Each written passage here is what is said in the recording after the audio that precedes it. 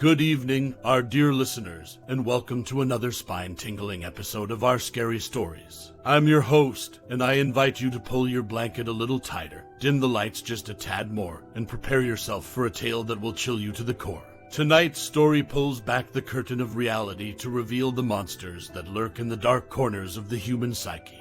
But beware, this is not for the faint-hearted. So settle in, lock your doors, and remember, sometimes the monsters are closer than you think. Caroline Henderson sat in her dimly lit office, her gaze fixed on the flickering computer screen that seemed to be the only source of life in the room. The walls were adorned with faded newspaper clippings, highlighting the most interesting stories she'd covered in her career. However, most of them screamed mediocrity. Tonight, she was chasing another barely noticeable headline, tapping away on her keyboard as the office clock struck 11. The room smelled of stale coffee and printer ink, the air thick with the peculiar silence that envelopes a place used to the daily bustle. A ceiling fan spun lazily overhead, making a soft whirring sound that merged with the hum of her ancient computer. Just as she was about to force herself to type another uninspiring sentence, an email notification popped up. It was from the city morgue, a regular source of story tips. She opened it, and her eyes widened. Third case this month, mysterious deaths continue to baffle authorities. Each of the victims, according to the brief report, had been found in a state of complete lifelessness, as though every ounce of vitality had been drained from their bodies. No signs of struggle, no significant loss of blood, just a cadaver that looked as if it had been subjected to years of withering decay in a matter of hours. The door to her office swung open, disrupting her thoughts. Kevin, her boss, leaned against the doorway with a cup of freshly brewed coffee in his hand. "You're still here. The janitorial staff is complaining that they can't clean around you."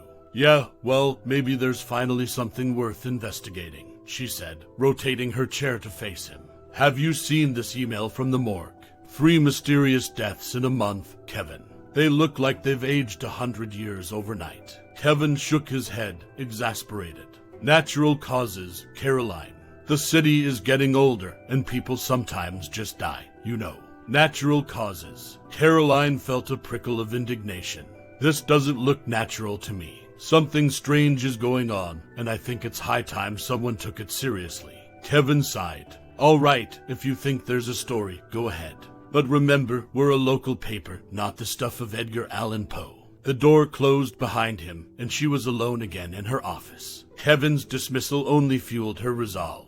She picked up her phone and dialed a number from her contacts list. "Monica, hey, it's Caroline," she began when her friend picked up. "How late is too late to ask for a favor? Considering I'm still up watching reruns of The Twilight Zone, I guess it's never too late. What's up? I need you to help me dig into something. It's about those mysterious deaths that have been happening. Have you heard?" "Vaguely, yeah," Monica said, her voice tinged with concern. "People just dropping dead, no explanation. It's weird, to say the least." "Weird doesn't even begin to cover it," Caroline said, glancing back at the eerie email. "I'm going to the morgue first thing in the morning to get a look at the latest body. Are you in?" There was a brief silence on the other end before Monica answered. "You know I hate dead bodies, right?" Caroline smiled, sensing Monica's hesitant agreement. "Well, we might just prevent a few more from cropping up." "Fine, but you owe me a week of lunches. And none from the deli next to your office. That place smells like old socks." "Deal," Caroline replied, and after exchanging a few more words, they hung up. As she sat alone in her quiet office, staring at the screen that now displayed the mysterious death's details, Caroline felt the atmosphere thicken.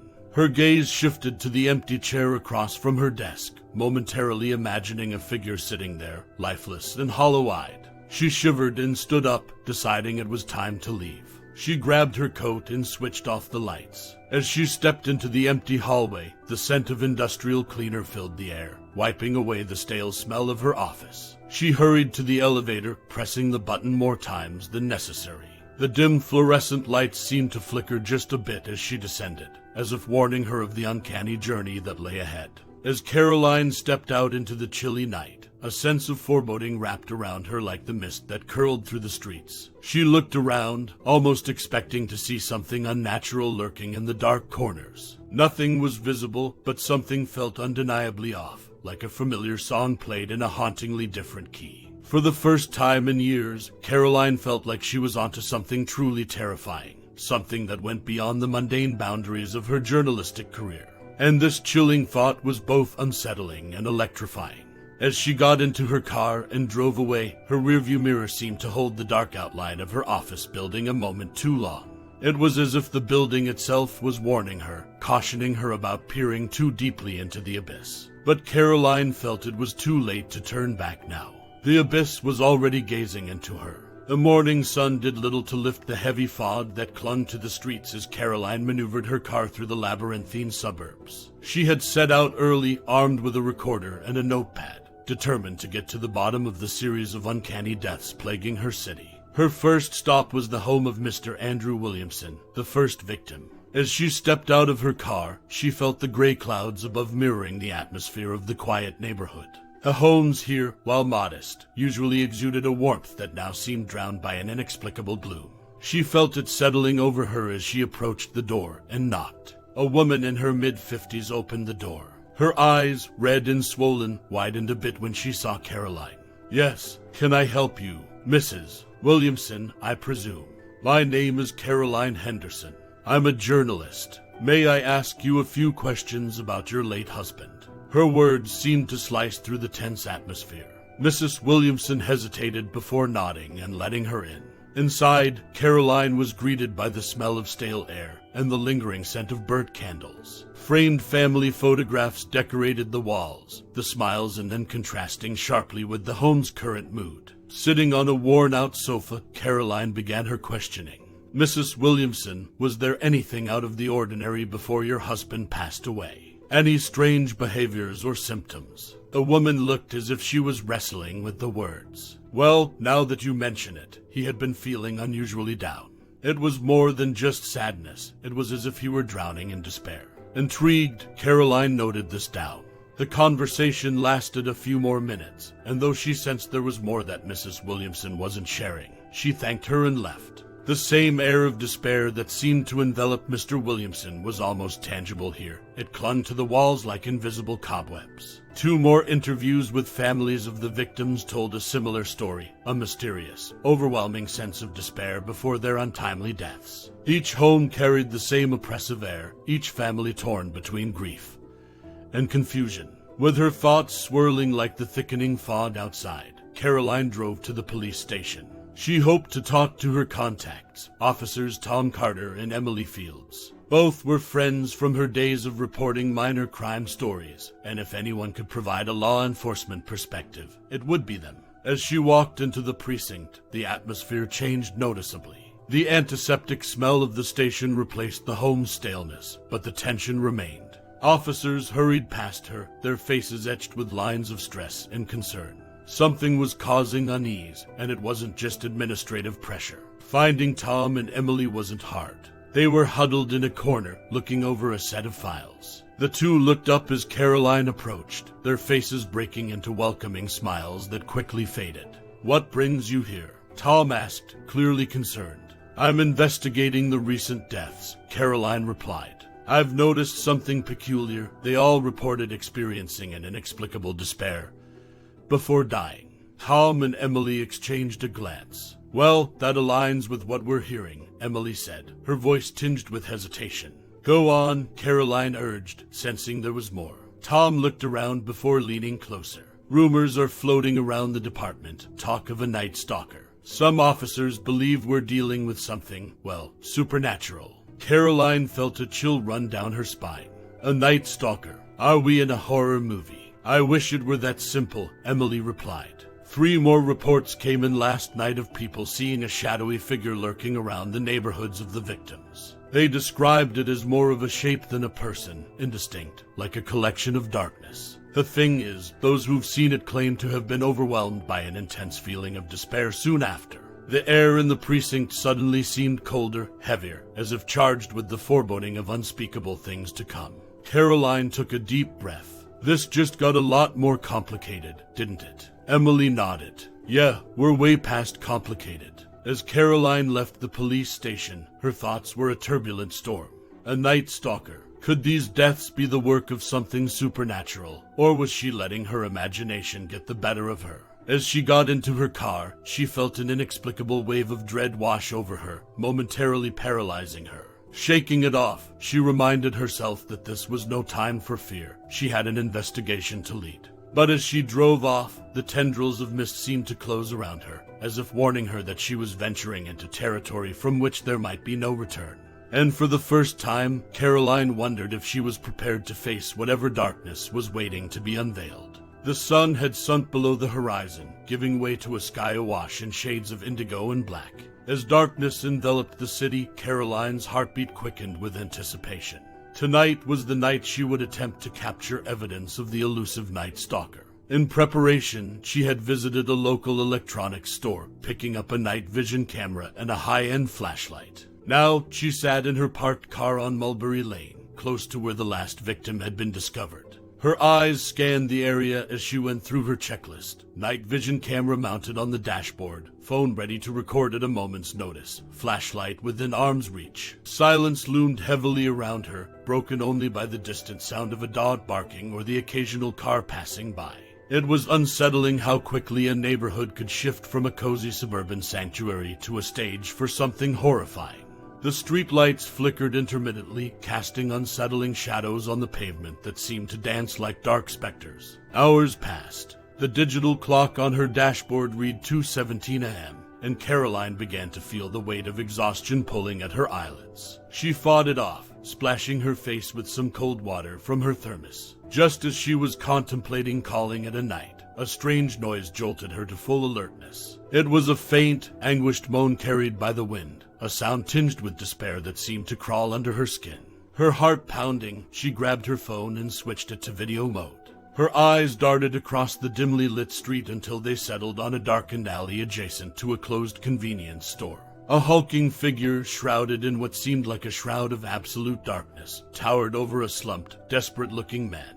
Caroline could make out the outline of the creature's form. It was distorted, like a man stretched and twisted by some unimaginable force. Its limbs were elongated, its back hunched, and its head seemed to sink into its shoulders. Transfixed, Caroline watched as the creature extended what appeared to be a hand toward the man.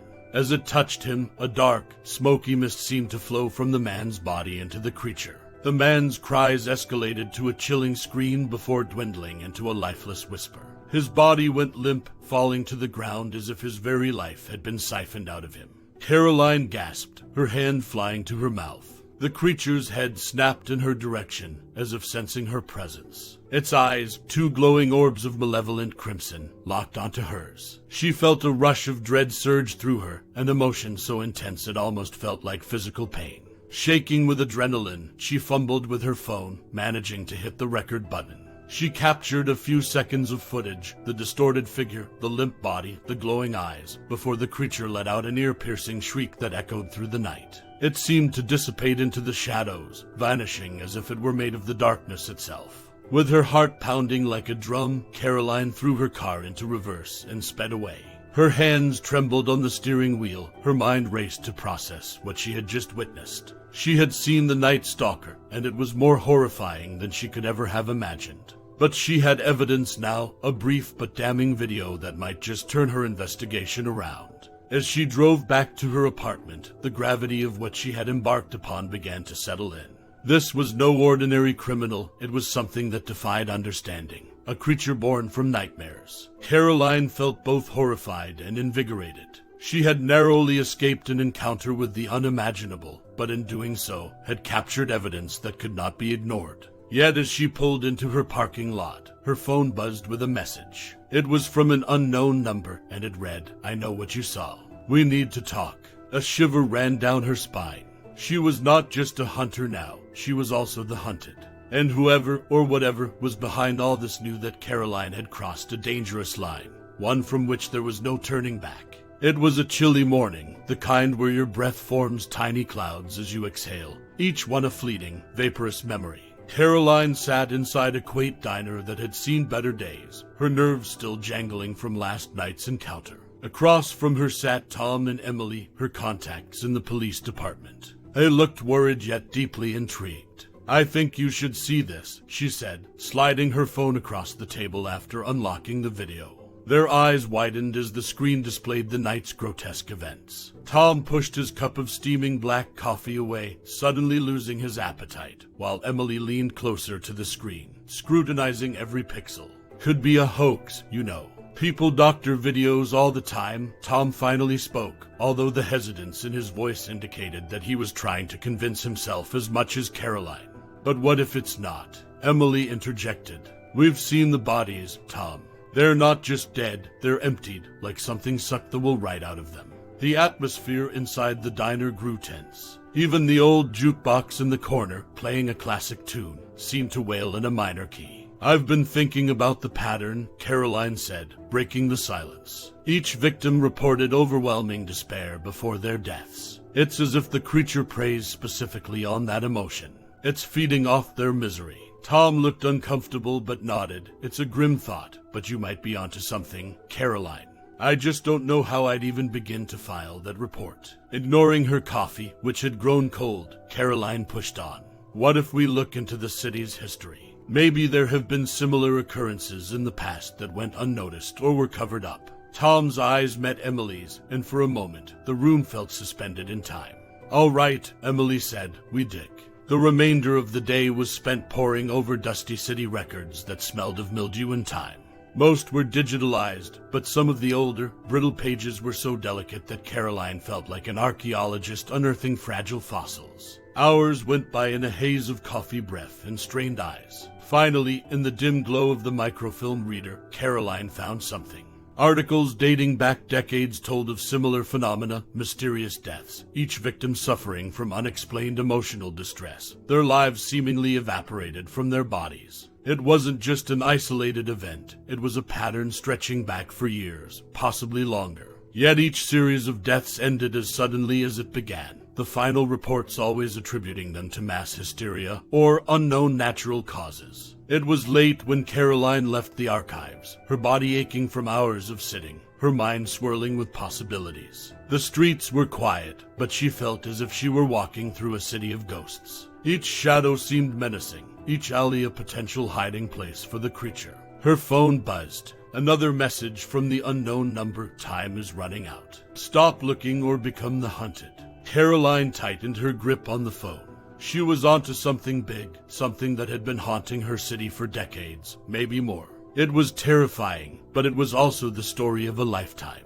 Her journalistic instincts were aflame. She couldn't back down now. Yet, a part of her understood that she was walking on a razor's edge. The creature, this night stalker, was not just a story to be reported. It was an entity of incomprehensible darkness, an eater of souls. She had glimpsed its world, and now she had to face the unnerving reality. She was entangled in its shadowy web, a part of the story she was so desperate to tell. For better or worse, Caroline knew she was beyond the point of no return. The hunter and the hunted, both roles were now irrevocably hers, and the lines between them were blurring with every step she took deeper into the darkness. Caroline's eyes were bloodshot from staring at her computer screen. The folders and digital documents spread across it like puzzle pieces she desperately needed to fit together. Her apartment was shrouded in a deep night, with only the soft glow from the laptop illuminating her features. A cup of tea sat by her side, long since forgotten and grown cold. She had hacked her way into a hidden database, a veritable labyrinth of firewalls and encrypted codes. Her heart pounded as she opened a folder titled Project Lament. Studying the effects and manipulation of human despair, read the PDF title. As she scrolled through, a wave of cold dread washed over her. The document revealed a clandestine experiment carried out 30 years ago, aimed at harvesting and understanding human emotions, particularly despair. But it wasn't just the science that made her stomach churn. It was the list of subjects, all of whom were registered under numbers and not names. Except for one. Subject 17, Marcus Williams, the screen read. A sudden, sharp inhale cut through the silent room. Marcus Williams was her father. Her mind instantly flooded with fragmented memories of a man whose face had faded with time. A man who had mysteriously disappeared when she was just a child. Caroline clicked on a hyperlink attached to her father's name. It led her to another document, one detailing each subject's status updates. Most were marked as deceased or unresponsive to treatment, but next to subject 17, her father, the status read, containment failure. Her fingers felt numb as she read the ensuing paragraphs, her eyes scanning for every bit of information. It told the story of an experiment that had gone horribly wrong. Whatever they were trying to contain broke loose. The last note was the most chilling. Subject 17 unaccounted for. Last seen exhibiting heightened levels of energy absorption. Dangerous if approached. It was all connecting, each piece falling into its morbid place. The creature that was haunting the city, the Night Stalker, it was a result of this horrific experiment. And what's more, that creature might be, her own father, twisted and mutated by experiments that had played with the essence of human despair. She was swallowed by a sense of vertigo, as if the room spun around her. Her father wasn't just missing, he was transformed into something unthinkable, something dark and predatory. Her journalistic pursuit was suddenly invaded by a piercing, personal anguish. This was no longer just a story to chase. It was a tragedy that entwined with the very fabric of her life. Caroline shut her laptop with a sudden movement, as if she could close away the devastating truths she had unearthed. But they clung to her, saturating her thoughts and her very air. Her apartment, once a sanctuary, now felt like a prison cell made of dark revelations. She grabbed her coat and her keys, unable to bear the oppressive weight of the walls around her. As she stepped out into the cold night, she could feel the city's despair pulsing through its labyrinthine streets, echoing her own. Yet among all the feelings that overwhelmed her, terror, sorrow, betrayal, there was a new one, a burning, unwavering resolve. She was no longer just a journalist or a victim of circumstance. She was a daughter, compelled by a love tainted but not destroyed. And as the moon cast elongated shadows that danced like restless spirits, Caroline knew that she had to face this abominable legacy. Not just to end the city's nightmare, but to seek an impossible, heartbreaking redemption. The sun had long since dipped below the horizon, surrendering the sky to a stark darkness punctuated by the sporadic glimmer of stars. The city lay beneath a quilt of shadow and dim streetlights. Caroline stood on a deserted street corner, her heart pounding as if trying to escape her chest. The looming silhouette of an old abandoned factory stood across from her, a monument to forgotten hopes and derelict dreams. She had chosen this spot carefully. It was close to where she'd last encountered the creature. Clutched in her trembling hand was a small, golden locket. She opened it to reveal a faded photograph of a smiling family. Her mother, herself as a little girl, and her father, Marcus. She closed the locket and held it tightly. This was no longer a journalistic pursuit. It was a soul-searing quest for answers. Her eyes darted about, peering into the swirling mists and dark alleyways. A gust of wind carried with it the musty scent of damp earth and decaying leaves. She shivered but held her ground. After what felt like an eternity, a guttural growl reverberated through the air, tingling the nape of her neck. A hulking figure emerged from the obsidian abyss between two buildings. It was grotesque, its skin mottled and gnarled like the bark of a diseased tree. Eyes that once might have been human now glowed a malevolent yellow. Yet as monstrous as it appeared, there was an inexplicable sadness in its posture, a despair that resonated with her own. It approached, eyeing her cautiously. Caroline's heart hammered as she raised the locket, her arm trembling. "Dad, if that's you, look at this," she pleaded, her voice quivering. The creature hesitated, its menacing advance slowing. For a moment, its fierce eyes met hers and she saw a flicker of something, a vestigial humanity lingering in the depths of those predatory orbs. It looked at the locket, then back at her. A convulsion of emotion racked the creature's form, a ripple of internal strife. Then a gut-wrenching growl erupted from it, a blend of anger, confusion, and an ineffable sorrow. Caroline felt a hot tear slip down her cheek, her body trembling like a fragile leaf. The locket fell from her numb fingers, clattering onto the asphalt. For a moment, the creature looked down at it, then turned and retreated back into the shadows, its form gradually dissolving into the deepening darkness. Caroline fell to her knees, clutching her chest as she gasped for air.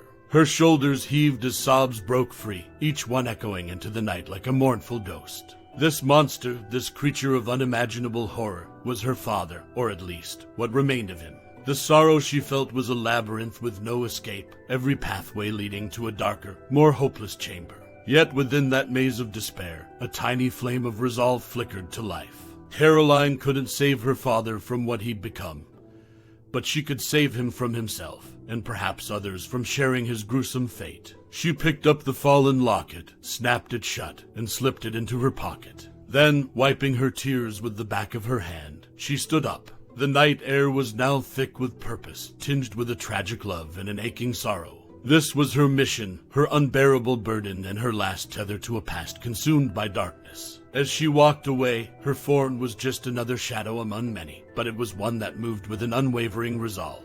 The somber symphony of her heels against the pavement was her battle march, a metronome of steps towards an unknown, harrowing future. Monica's apartment was awash in the warm glow of table lamps, their light casting a tapestry of shadows on walls adorned with art prints and eclectic memorabilia. The scent of freshly brewed coffee filled the air, mingling with the comforting aroma of old books and scented candles. It was a sanctuary in a world teetering on the edge of inexplicable horrors, and for that, Caroline was grateful. She sat on a plush, wine-colored sofa, her knees drawn up to her chest. Across from her, Monica leaned forward, her eyes filled with a complex blend of concern and curiosity. A steaming mug of coffee sat untouched on the coffee table between them. "So, let me get this straight," Monica said, her voice a mix of disbelief and dread. "You believe this creature is your father, transformed by some twisted, classified experiment from decades ago?" Caroline nodded, her eyes clouded with torment. "As insane as it sounds, yes. The evidence is all there, Monica. And when I showed him the locket, there was a moment of hesitation. It's like some fragment of him recognized me, or maybe recognized a part of his former life." Monica sighed heavily, rubbing her temples as if trying to ward off an impending headache. "That's a lot to take in, Caroline." I know it's almost inconceivable," Caroline said, her voice tinged with desperation. "But I found something in those old files, something that might help. The research details a chemical compound they were studying, something that reacted adversely with human emotion, specifically despair. If I can get my hands on that compound, maybe I can reverse the process, maybe bring my father back." Monica looked at her, eyes narrowing with both skepticism and worry. "And what are the chances of that working? Also, you do realize this is incredibly dangerous." Caroline bit her lip, her hands clenched into tight fists. "I know it's a long shot, but it's a shot I have to take. If there's even a minuscule chance of saving him, I have to try. Otherwise, I'll be condemning him to this monstrous existence, and more people will die. But what if you're wrong?" Monica's voice was tinged with an edge, a piercing blend of skepticism and fear. "What if this doesn't cure him, but makes him more dangerous? Or what if you have to kill him to protect others? Could you live with that?" A heavy silence enveloped the room, so thick it felt like a suffocating fog. Caroline's eyes glistened as she grappled with Monica's questions, each one a sharpened dagger aimed at her conscience. Could she live with the weight of such choices? The thought filled her with a nauseating dread, the burden of potential outcomes coiling like serpents in her stomach. Finally, she spoke, her voice barely a whisper. "If it comes to that, I'll do what I have to do. Because the alternative is a life, no, an existence, of never-ending horror. For him and for the innocent lives he's taking." Monica met her gaze, the tension in the room reaching a near-breaking point. Finally, Monica nodded, a subtle but firm affirmation. "All right, if you're going through with this, you're not doing it alone.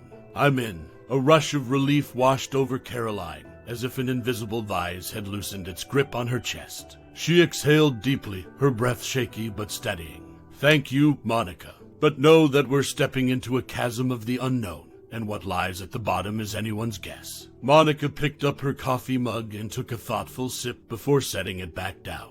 "In a world where monsters are real and your father might be one of them, the unknown is terrifyingly relative." And with that acknowledgement of harrowing uncertainties and unnerving possibilities, they set to work, crafting a plan wrought from desperation and tinged with a terrible love. It was a tapestry woven with the threads of hope and dread, the looming question of its success or failure a haunting refrain that neither could escape. A crescent moon hung low in the ink-black sky, its silvery light casting an ethereal glow on the abandoned industrial park. The air was thick with a chilling mist, its cold fingers creeping into every nook and cranny of the dilapidated buildings. Rusty metal structures loomed like skeletal remains, their dark silhouettes contorted in grotesque forms. Caroline shivered inside her makeshift hideout, a van filled with surveillance equipment, two-way radios, and a steel cage, the door of which stood ominously ajar. Monica sat beside her, her eyes nervously scanning the banks of monitors displaying multiple camera feeds. Any sign of him? Caroline asked, her voice tremulous as it broke the stifling quiet. Monica shook her head. Nothing yet, but all the traps are armed. Once he gets within range. As if on cue, a distant camera flickered to life, capturing the shape of a hulking figure creeping through the shadows. An intense wave of dread and anticipation washed over Caroline. "That's him," she whispered, her eyes riveted to the screen. Caroline gripped a syringe filled with the experimental compound, her knuckles turning white under the pressure. She knew she had one shot, one perilous opportunity to end the nightmare. Swallowing hard, she opened the van door and stepped out, her boots crunching on the gravel beneath her. With a deep, steadying breath, Caroline triggered the trap. A high-frequency sound emitted from hidden speakers, its shrill whine piercing the night air. The figure stopped, visibly disoriented. Seizing the moment, Caroline sprinted toward the cage and flung its door wide open. The creature, still dazed, stumbled into the trap. With a flick of a remote, the steel door slammed shut, locking him in. His secured, Caroline panted into the radio, her heart pounding like a frenzied drum. "Great, now administer the serum." "Be careful, Caroline," Monica's voice crackled in her earpiece. Caroline approached the cage cautiously, her every nerve tingling with a terrifying mix of fear and urgency. She saw the creature's eyes, once perhaps human, now glowing a faint, unnatural hue, fix on her. She hesitated, the syringe trembling in her hand. Could she really do this? At that moment, the creature lunged at the bars, its growl a visceral rumble of primal fury. Caroline screamed, stumbling back. And then it happened, a sudden flicker of recognition in those otherworldly eyes, a softening. The creature looked at her, its gaze piercing through the pitch-black night, and for an agonizing heartbeat, it seemed to understand. With a haunting moan, it extended its arm through the bars, offering its vein to her. Choking back tears, Caroline plunged the syringe into the creature's arm, injecting the serum. Its body convulsed violently, a guttural howl echoing through the empty buildings. Slowly, the tremors ceased, and the creature's eyes faded to a softer shade, almost human, before glazing over entirely. As its life ebbed away, a single tear rolled down its cheek, a final, crystalline moment of humanity, a heartbreaking fragment of a life that once was. And then, with a final shudder, it slumped forward, lifeless. Caroline fell to her knees, her body racked with sobs. Her father had sacrificed himself, regaining just enough of his humanity to save her, and others from a horrifying fate. The air felt lighter, as if the weight of countless agonies had lifted, but her heart was heavy with a love forever lost yet deeply cherished. The serum worked, Caroline croaked into the radio, her voice tinged with both triumph and loss. "Caroline, are you all right?" Monica's voice came through, quivering with emotion. Caroline looked back at the lifeless creature, her eyes blurred with tears. "No, Monica, I'm not all right, and I don't know if I ever will be. But it's over. It has to be." Amidst the ruins of twisted metal and shattered dreams, Caroline stood alone, a solitary figure under a waning crescent moon. It was the end of one horror, but the beginning of another, a lifetime of healing, of coming to grips with what was gained and what was irrevocably lost. Yet, as she looked up at the night sky, a glimmering tapestry of stars seemed to wink back at her, a subtle, cosmic nod to the resilience of human spirit, a bittersweet reminder that even in the darkest of times, fragments of light endure. And there you have it, dear listeners, a story of torment, loss, and the haunting choices that define us. We hope you've enjoyed tonight's eerie tale, but don't let the end of our episode bring you comfort. After all, who's to say that the monsters we've heard about tonight aren't real? Maybe they're still out there, lurking in the shadows, closer than ever. Until next time, keep the lights on and stay vigilant. Good night, and sweet dreams, if you dare. This is our Scary Stories signing off for tonight.